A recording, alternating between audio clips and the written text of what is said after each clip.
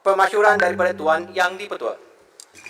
Ahli-ahli yang berhormat, mengikut Peraturan Mesyuarat 4A Perenggan 3, saya suka hendak memaklumkan iaitu mengikut maklum alas yang saya terima, saya berpuas hati bahawa Yang Berhormat Datuk Seri Anwar bin Ibrahim, Ahli Parlimen Port Dickson, telah mendapat sokongan dari kalangan ahli-ahli pembangkang di Parlimen untuk dilantik sebagai Ketua Pembangkang.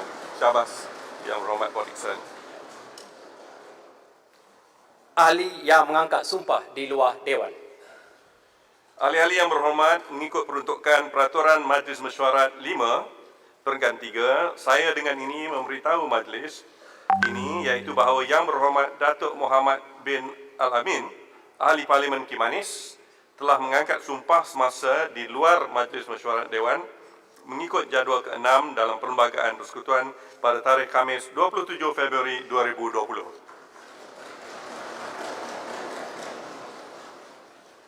Permasyuran daripada Tuan Yang di-Pertua.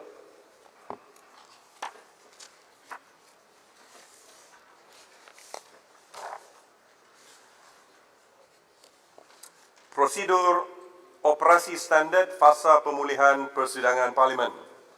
Ahli-ahli yang berhormat, seperti mana ahli-ahli yang berhormat sedia maklum, penularan wabak COVID-19 di seluruh dunia termasuk Malaysia telah menjejaskan banyak pihak dan memberi kesan kepada rakyat negara ini.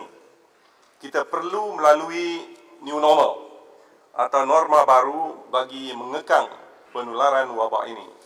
Begitu juga di Dewan Rakyat ini, ahli-ahli yang berhormat turut perlu melalui norma baru dan sentiasa mematuhi penjarakan sosial atau penjarakan fizikal. Tambahan pula terdapat 87 ahli Dewan Rakyat yang berumur melebihi 60 tahun yang pastinya lebih berisiko. Sehubungan dengan itu, Parlimen Malaysia telah menyediakan prosedur operasi standard fasa pemulihan persidangan Parlimen SOP yang diedarkan kepada ahli-ahli yang berhormat bagi memastikan ahli-ahli yang berhormat dapat bersidang dengan selamat dan terkawal, seterusnya mencegah penularan wabak ini. SOP yang dilaksanakan adalah seperti berikut. Pertama, hanya 174 ahli-ahli yang berhormat duduk di dalam ruang utama Dewan Rakyat setelah mengambil kira penjarakan tempat duduk sejauh 1 meter dari bahu ke bahu. Ini mungkin akan menyebabkan terdapat sedikit ketidakselesaan dengan penghadang kaki di antara tempat duduk. Saya ingat ni taklah begitu, bukan masalah. Kedua, sebahagian ahli-ahli penyokong kerajaan, backbenchers kerajaan, ditempatkan di galeri awam di depan saya. Ketiga, sebahagian ahli-ahli pembangkang ditempatkan di tempat duduk pegawai di sebelah kiri saya, di sebelah belakang. Keempat, pegawai-pegawai kerajaan yang terlibat dengan urusan jawapan oleh Yang Berhormat Menteri dan Yang Berhormat Timbalan Menteri ditempatkan di tempat duduk pegawai di sebelah kanan saya, di sini, dengan kehadiran yang terhad. Kelima, ahli-ahli yang duduk di galeri awam boleh menggunakan mikrofon yang disediakan di situ atau turun ke tempat yang dikhaskan di kerusi belakang Dewan Rakyat untuk pertanyaan atau perbahasan.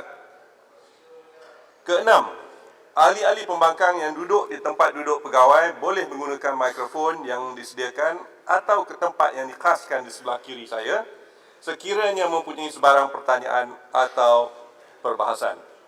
Ketujuh, bagi melancarkan lagi urusan persidangan, mohon kerjasama ahli-ahli yang berhormat yang berada di galeri awam dan di tempat duduk pegawai untuk menyebut nama kawasan masing-masing sebelum memulakan sesuatu pertanyaan atau perbahasan. Ini untuk memudahkan urusan pegawai Parlimen merekod atau untuk penyediaan penyata resmi Hansard. Sebab tak ada video yang akan dipaparkan dengan nama. Kelapan, terdapat beberapa blind spot yang terlindung dari pandangan Yang di-Pertua semasa ahli-ahli yang berhormat bangun, khususnya yang di sebelah kiri saya, ada blind spotnya. Sehubungan dengan itu, dipohon ahli-ahli yang berhormat berdiri memandang ke arah saya agar saya dapat melihat kedudukan ahli-ahli yang berhormat. Kesembilan, Bagi urusan pengagihan dokumen aturan urusan mesyuarat, rang undang-undang, laporan dan risalat di galeri awam dan tempat duduk pegawai, dokumen-dokumen tersebut akan diletakkan di kerusi bersebelahan dengan ahli-ahli yang berhormat, yang sudah pasti sudah pun dilakukan pada hari pagi ini. Ke-10, untuk makluman, kemudahan laptop juga tidak dapat disediakan di galeri awam dan di tempat duduk pegawai kerana kekurangan soket kuasa bagi pemasangan laptop. Dan ke-11, semua ahli yang berhormat dinasihatkan sentiasa memakai pelitup muka di dalam dewan. Walau bagaimanapun, ahli-ahli yang berhormat boleh membuka pelitup muka semasa hendak mengemukakan atau menjawab pertanyaan atau perbahasan. Ini nasihat daripada Kementerian Kesihatan Malaysia.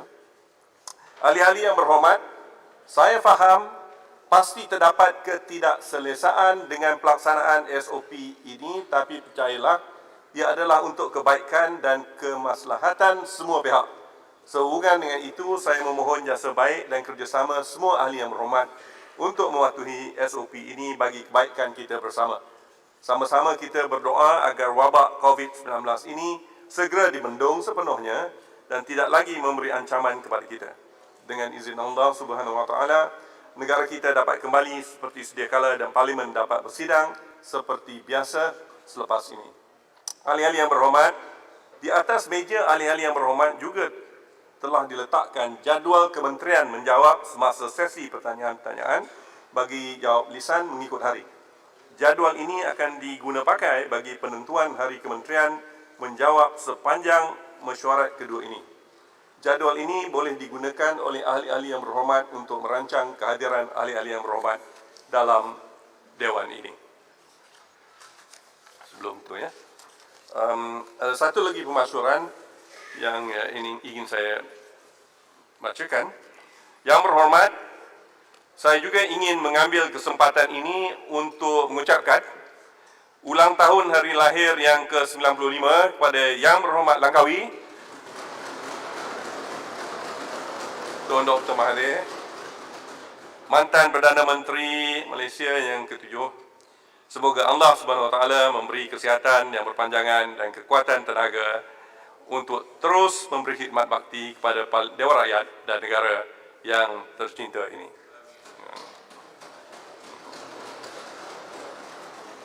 Ya, terus. Terima kasih, Doktor. Mengenai SOP, terima kasih, Doktor. Ya, Mengenai SOP, boleh saya mohon supaya ahli-ahli parlimen yang di belakang dan juga di depan diberi kemudahan tambahan, umpamanya kemudahan mikrofon.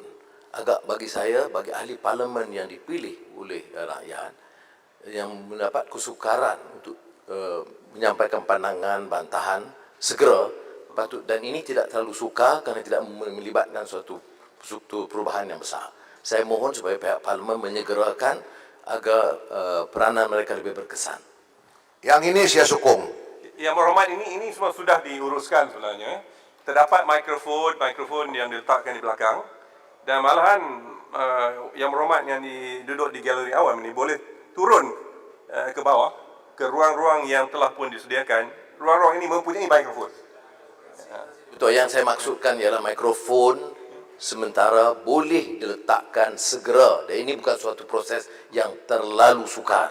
Ya, dalam teknologi sekarang ini menyediakan bagi tiap ahli yang berhormat satu mikrofon sementara, itu boleh disediakan. Baik. Kalau tidak, peranan mereka akan terjejas. Mereka tidak dapat mengemukakan pandangan segera dan terpaksa turun, dan dalam perdebatan ini akan menyukarkan kedudukan mereka. Cordless microphone. Bagi cordless microphone, salah satu. Cordless yang Ini saya setuju sebab saya tengok wakil rakyat rakan saya di belakang kena turun, mungkin ada yang mungkin boleh tersungkur sebelum boleh berucap.